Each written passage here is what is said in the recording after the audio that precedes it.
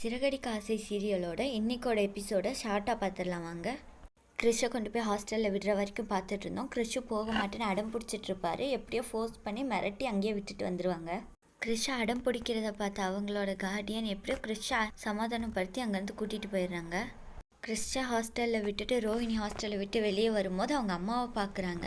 அவங்க அம்மா, என்ன ரோஹிணி பண்ணிகிட்ருக்க? கிறிஷு உன்னோட பையனான்னு எனக்கு இப்போ சந்தேகம் வருது.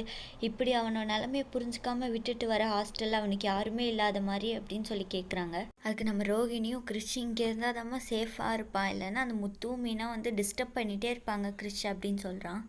நீ தான் கல்யாணி பார்க்கல, அவங்களாச்சும் பார்க்கட்டும் அப்படின்னு ரோஹிணியோட அம்மா சொல்கிறாங்க. அதுக்கு நம்ம ரோஹிணியும், என்னம்மா பேசிகிட்டு இருக்க நீ அப்படின்னு சொல்லி கேட்குறாங்க. பின்ன என்னடி பேசிகிட்டு இருக்க நீ? கிறிஷு உன் கூட இருக்கட்டும் தான் நான் சொல்லாமல் கொல்லாமல் ஓடி வந்துட்டேன். நீ என்னடான்னு அவனை கொண்டு போய் ஹாஸ்டலில் சேர்த்திட்டு இருக்க அப்படிங்கிறாங்க. அப்புறம் அவனை பார்த்துக்க யாருமா இருக்காங்க அப்படின்னு ரோஹிணி கேட்குறாங்க. அதுக்கு அவங்க அம்மாவும், ஏன் பாட்டி நான் இருக்கேன், அம்மா நீ இருக்க, வேறு யார் வேணும் அப்படின்னு கேட்குறாங்க. கடைசியில் ரோஹிணி எப்படியோ அதையும் இதையும் சொல்லி அவங்க அம்மாவை கன்வின்ஸ் பண்ணி அனுப்பிச்சி விட்டுறாங்க அவங்களோட சித்தி வீட்டில் போய் இருக்கட்டும்னு. அவங்களும் சரின்னு கிளம்பி போயிட்டுருக்கும்போது மீனா பார்த்துட்றாங்க இவங்கள.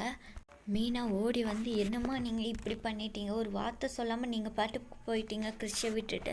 கிறிஷ் எவ்வளோ அழுதான் தெரியுமா உங்களை காணும்னு சொல்லி. கிறிஷ் இப்போ எங்கே இருக்கான், அவங்க அம்மா யார் நான் கேட்குறாங்க. ஆனால் அவங்க அதுக்கு எதுக்குமே பதில் சொல்லாமல், நான் உங்களை ஏமாற்றிட்டேன், உங்ககிட்ட மறைச்சிட்டேன், என்னை மன்னிச்சிருங்க அப்படின்னு சொல்லி மழுப்பிட்டே இருக்காங்க. மழுப்பிட்டு அங்கேருந்து போயிடுறாங்க. அப்படியே இன்னொரு பக்கம் பார்த்தா அருணுக்கும் முத்துவோட ஃப்ரெண்டுக்கும் ஒரு சண்டை.